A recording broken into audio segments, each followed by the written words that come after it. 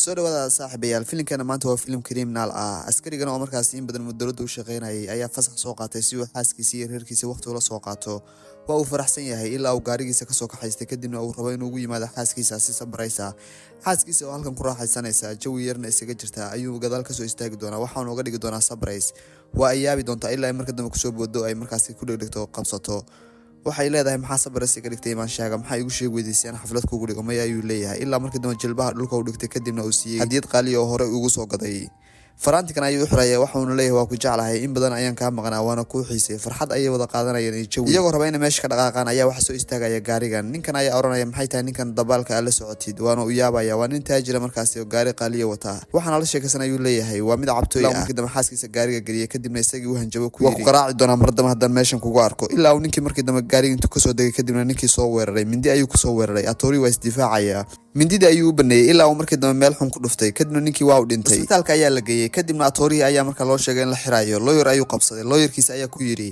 ugu yaraan 3 sano ilaa 5 sano xabsiga waa inaad gashaa laakiin waxa ku sameyn karaa kaliya inaan xabsiga ku soo koobo kadibna kaaga dhigo 18 bilood atori waa u yaabaya ilaa uu markaas fadhiga uga kaco ninkii lawyerka waxaanu ku leeyahay arintani maaha mid suuragal ah ninkan waxa uu soo weeraray anigii xaaskaygii kadibna wuxuu igu soo weeraray mindi waxaana askari markaas dawladda in badan u shaqeynayay arintaas suurtagal maaha laakiin ugu dambeyn waxa uu ku yiri kiiskaaga 3 sano ilaa 5 sano ayuu qaadanaya laakiin waa ku soo koobaya oo waxaan kaaga dhigayaa 1 sano iyo 8 bilood maadaama aad tahay askari ciidan oo markaas la soo weeraray atori waxa uu dareemayaa daro waxa uu dareemay in dulmi markaas magaalada ka jiro laguna sameeynayo kadibna xaaskiisa ayuu u yeerayaa waxa uu leeyahay istaji anigu waa ka soo bixi doonaa xabsiga waana ku jeclahay balaniga qaadinaad isugaysid intaan xabsiga soo dhameysanayo way hayay leedahay ninkan madaxa haysta aad arkaysaan waa ninkii dhalay wiilkii taajirka ahaa atorihi maxkamadda ayaa laga guuleystay kadibna waxaa la go'aansaday in markaas sanad iyo 8 bilood markaa xabsigan idin jeeda ayaa markaas atori la keenay ninkan idin muuqday madaxa haysta waa ninka dhalay aabaha wiilkii uu atori dilay waxa uu imaanaya ninka xabsiga haystay waxa uu leeyahay mar raba ninkaas inuu nolol kaga baxo xabsiga waxa rabaa inuu xabsiga sida ciir rafaad badan ku maro ilaa ugu dambeyn uu ku dhinto boorso lacag ayuu miiska u saaraya wuxuu leeyahay qaado lacagtaas adiga ayaa iska leh waxaan rabaa ninkaas inuu xabsiga uusan ka soo bixin si xun oo xabsiga loogu jirdilo waayahay uu leeyahay waan uu ka ballan qaadaya sarkaalkan oo ah sarkaalkii xabsiga haystay ayaa isugu yeeraya ciidamadiisa ilaaladaha ee xabsiga waxa uu leeyahay ninkaas waa inaa cadaab daran marisaan labadan askari ee idin muuqda ayaa mar walba ku garab siiya cid kasto markaa ninkan lacag lagu siiyay xabsigan la rabo in lagu jilciyo labadina ayuu khudbadanaya waxa uu ku leeyahay ninkaas waxa rabaa rafaad badan inuu maro kadibna uu xabsiga ku dhinto xabsigan waxa ku jira gaangis markaasi magaalada looga soo qoostay aadna halistoodu u badan tahay markastana isdila xabsigan maalintii waxa ku dhimata 10 qof waana mid ay adag tahay inuu Atori ka soo baxo ugu dambeyn Atori waxa la keenay xabsiga kadibna waxa hor yimi labadii nin ee markaasi uu ku bilaamiyay sarkaalkii guud ee haystay xabsiga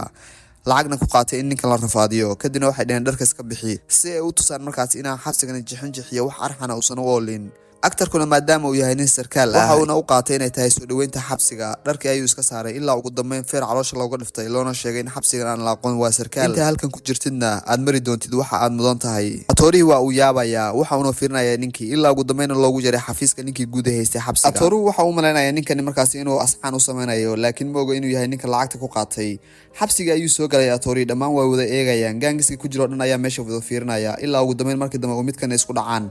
kadibna yiraahdo maxaad igu dhacday ilaa halkaas uu dagaal ka bilaamo ninkan ayaa isku dayay in Atori hadiro laakiin gang kale ayaa u imaanaya waxay leeyihiin iska daa ninkan oo ninka xabsiga haysta ayaa lacag ku siiyay ninkaas inuu kooxdaas ka tirsanaado kadibna halkaas lagu dilo ninkan askariga ee Atori la taagan ayaa ku leh ninkan marna ha aaminin kooxna ha ku biirin si nabadgelyo ku joogo waa ninka kaliya ee xabsigan joogay daacada Atori oo iska hurdaya qolkiisa loogu imaanaya kadibna waxa leeyahay baaritaan ay rabnaan sameeyno halkan noo istaag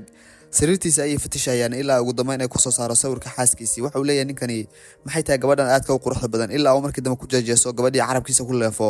aktarkii waxa xanaaqaya ilaa ugu dambeyn laba nin ay qabtaan kadibna ay ku dilaan qolkiisa dhexdiisa ninkan odaga ayaa u imaanaya waxaanu leeyahay gabadhan aad ay u qurux badan tahay sidee iga celin kartaa gabadhaada ilaa ugu dambeyn uu damcaan bir madaxa kaga dhufto laakiin waxa ka celinaya ninkan daacada ah Atori waxay isbaranayaan markaas odagan waayeelka oo markaas qiso kale ay xabsiga ku haysto odagan ayaa u sheegaya inuu xabsigan aad u halis badan yahay iskana ilaaliyo markaas dhagarta nimankan gaanka uusan kooxna marna ku biirin ugu dambeyn Atori oo qoslaya oo faraxsan waxa uu timi xaaskiisii waxaan ay leedahay waa qurux badnaatay ka waran xaaladda jeelka waxaan uu leeyahay aad ayuu fiican yahay jeelku ilaa ugu dambeyn ay markaas iska macsalaameyaan muraayada ayaa waxa uu imaanaya ninkii askariga ahaa waxa uu ku leeyahay waqtiga waa ka dhacay laakiin Atori waa og yahay in wiigi qofku leeyahay 30 minad uu kula sheekaysan karo qofka ehelkiisa ah isaga oo xanaaqsan ayuu soo baxaya gabadhii ayuuna macsalaameenaya waxa uu fiirinayaa si arxan daran ilaa gabadhii ay dareento markaas in meeshan ay wax ka jiraan qolka librariga ayuu imaanaya waana uu xanaaqaya nimankan gaanka ayaa u imaanaya waxaana leeyihiin lacag ayaan ku siinaynaa nagu soo biir anaga waa uu diidaya waxa uu leeyahay anigu askari ciidan ayaan ahay waxaasina wax suurtagal ah maaha in ay idinkoo markaasi gaan ay idinku soo biiro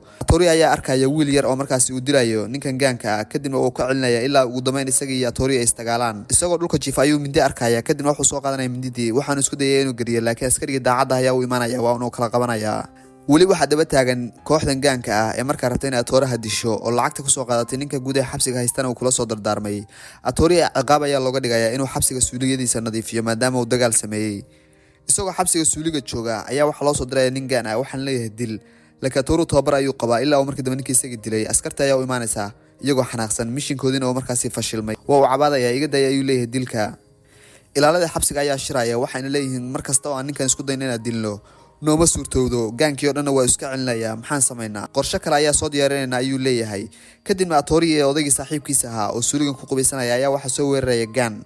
waxaana isku dayayaan qof kasto oo Atori saaxiib la inay dilaan kadibna ninkan ayaa mindi soo qaadanaya ilaa groupka Atori mid kamid ah oo markaasi dhunta uu ka geliyo ninkii xabsiga haysta ayaa xanaaqaya waxa uu leeyahay sidee uu noolaan karaa ninkan muddada inta la eeg waa in ninkan xabsiga uu ku dhintaa ama uu silic maraa maxay tahay ninkan dadka qaraacaya waa uu xanaaqaya nimankii ilaalada ayuu ku qaylinaya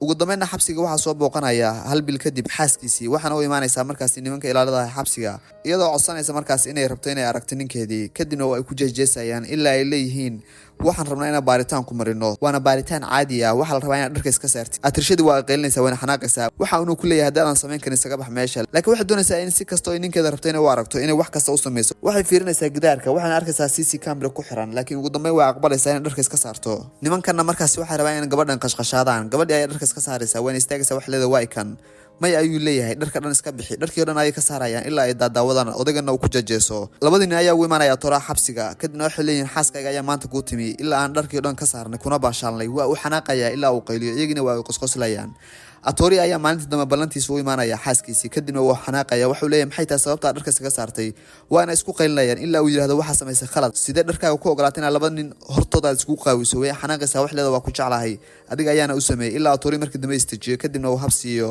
Atori ayaa qolkiisa waxa ugu imaanaya ninkii gaanka ahaa kadibna waxa uu ku leeyahay xaaskaagii aniga ayaa maanta leekana waana ku raaxaystay labadii ninna waa ay ku qosqoslayaan ilaa ugu dambeyn Atori damcaan u dagaalamo ciil ayuuna u qabay labada nin ilaa mid kamid ah caloosha ulaad kaga dhuftay kadibna uu iska celiyay laakiin ugu dambeyn bir ayaa madaxa lagu dhuftay halkaas ayuuna ku sooxay askariga saddexaad oo markaas ah askari daacad ah wax walbana og markaasi kor kala socda ayaa xanaaqay kadibna wuxuu isagoo ordaya xafiiska ugu soo galay ninkii guud ee markaasi jeelka haystay waxaanu ku yiri way sababtana u sameysay maxay tahay ninkan maskiinka aad sababta u daba joogtid miyaadan ogeyn inuu yahay nin sarkaal ilaa ay isku qayliyeen markii dambe ku yiri shaqada ayaan ka saaraya